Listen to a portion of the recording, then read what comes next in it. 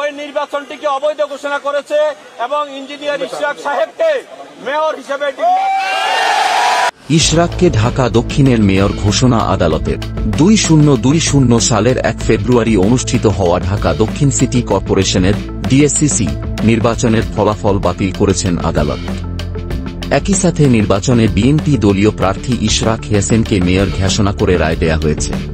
বৃহস্পতিবার বিকেল 3টার দিকে ঢাকার প্রথম যুগ্ম জেলা জজ ও নির্বাচনী ট্রাইব্যুনালের বিচারক নুরুল ইসলাম এ রায় দেন।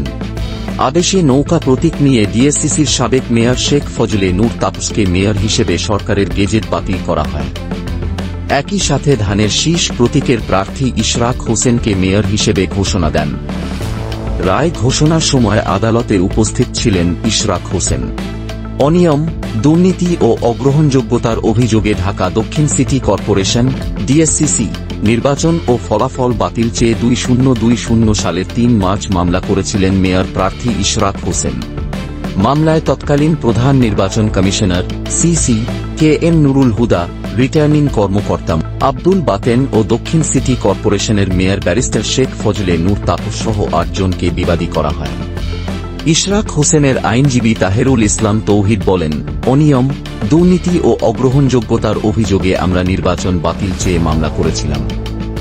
একই সাথে তাকে মেয়র হিসেবে ঘোষণার আবেদন করি। আদালত আজ আমাদের পক্ষে রায় দিলেন।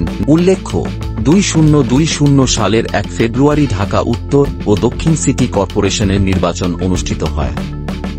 নির্বাচনে আওয়ামী লীগের প্রার্থী আতিকুল ইসলাম উত্তরে ও ফজলে নূর তাপস দক্ষিণের মেয়র নির্বাচিত হন।